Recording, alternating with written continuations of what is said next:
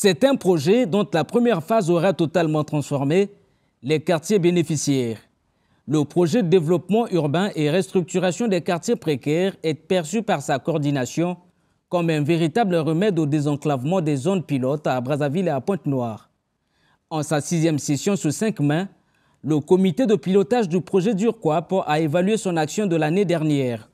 Cette session nous permet, n'est-ce pas, d'examiner le budget exercice 2021 et ensuite d'adopter le budget exercice 2022. Voilà, donc plusieurs dossiers, au total 8 dossiers, seront examinés au cours de cette session. Alors le budget 2021 s'élève à plus de 16 milliards de francs CFA. Si la première phase de d'URQUAP laisse transparaître un constat reluisant à travers les infrastructures mises en place dans les 2 principales villes du pays, l'heure est donc aux nouvelles perspectives. Et cette session a d'ailleurs servi de tremplin à l'équipe pilote afin de tabler sur le budget 2022, estimé à hauteur de 18 milliards de francs CFA.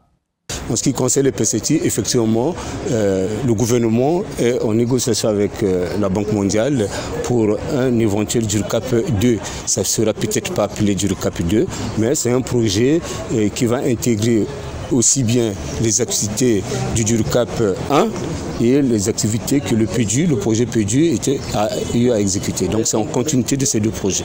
En plus des ouvrages, des infrastructures que vous êtes en train de constater sur le terrain, nous avons les plans locaux d'urbanisme des villes de Brazzaville et de Pointe-Noire à réaliser. C'est un travail important, c'est des plans d'occupation des sols. C'est un document important d'urbanisme qui va permettre aux décideurs de planifier les projets dans le but d'améliorer les conditions de vie.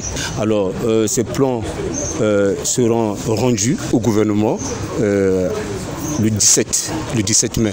Le 17 mai, il y aura un atelier aussi bien ici à Brazzaville qui va se poursuivre à Pointe-Noire le 26 mai pour rendre ces plans de manière officielle au gouvernement. C'est sans nul doute le chemin de la continuité qui se dessine pour ce projet conjointement mené par le gouvernement congolais et la Banque mondiale. Pour ce faire, les 2 parties ont déjà ciblé les quartiers bénéficiaires de cette 2e phase, dont la Tana Famakelekele et Manyanga à Talangayi, sans omettre ceux de la ville océane.